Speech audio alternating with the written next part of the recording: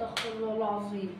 الترزي وديت له العباية المرة اللي فاتت طولها لي، والمرة دي كلها خالص وأنا عندي ضيوف يا لهوي أقابلهم إزاي؟ استغفر الله العظيم. كنت فين يابا؟ يا سنة سوخي، ايه يابا اللي انت عامله في نفسك ده يابا؟ ترزي أحوى، يا لهوي انت معدتش تروح للدرس ده تاني يابا. مفيش غيره في البلد يا بيه. يا لهوتي طب واحنا نعمل أمشي بين الناس، أنا الحاج عبد السميع رات البلد، أمشي من بين الناس كده. والله ما اعرف يابا. قدك في الترزي ده بيه؟ لا والله طب يابا. احنا جايين ضيوف. مين يابا ضيوف مين؟ الحاج احمد قال لي عاوز اشرب معاه كوبايه شاي هنا على رواقه كده ويكلمني في كلمتين. طيب يابا بس طب دورلك على واحدة تانية يابا. مفيش يا بنت، هي دي اللي عندي. طب يلا يابا بقى ما اعرفش، بس انا هروح بقى اعمل كوبايتين شاي. ماشي. مين؟ انا يا حاج عبد السميع. اهلا وسهلا يا حاج احمد. عامل ايه يا حاج عبد السميع؟ اخبار الحمد صحتك لله. عامل ايه؟ تمام. اقعد. ماشي اتفضل يا حاج، اتفضل اتفضل. بسم الله. عامل ايه يا حاج عبد السميع؟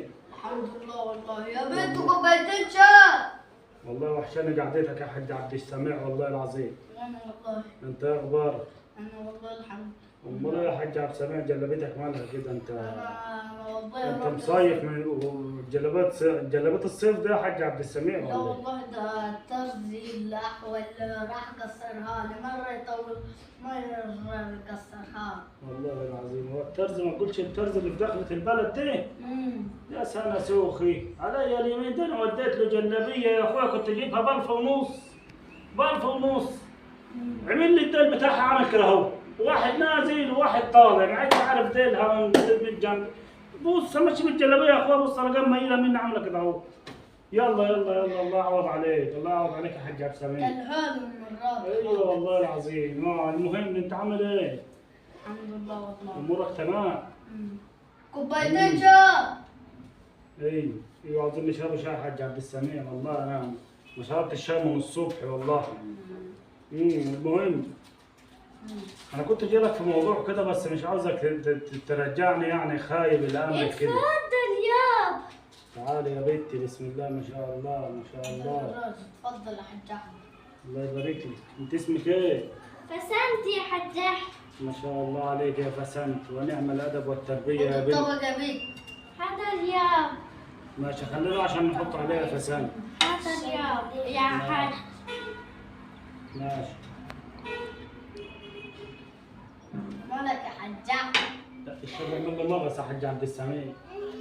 انا مانيش عاوز شاي. مالك يا حاج عبد السميع؟ مالك يا حاج عبد السميع؟ انت فشلتي.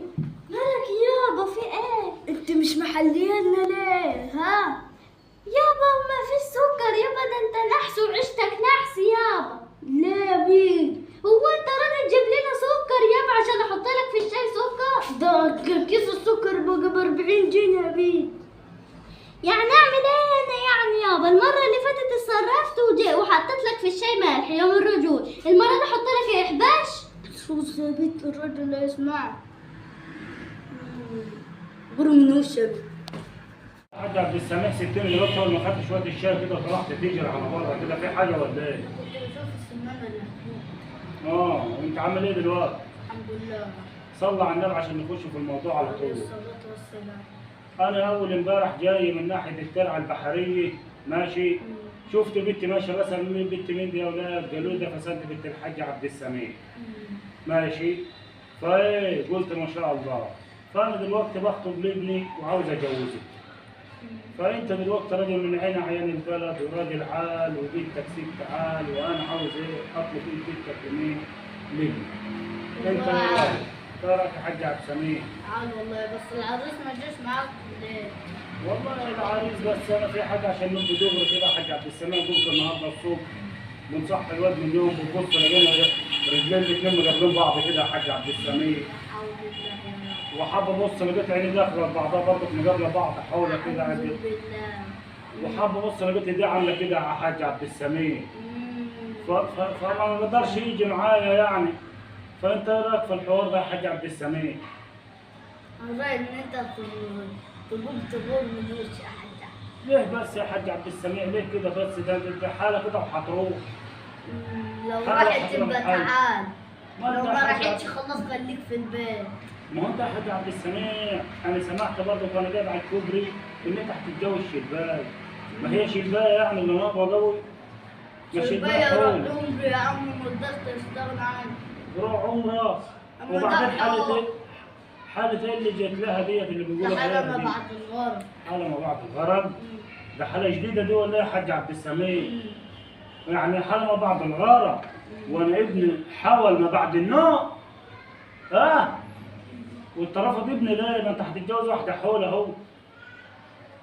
عامل ازاي يا حاج عبد السميع؟ كده. يا ستار يا رب. وهتتجوزها برضه؟ ايوه هتجوزها.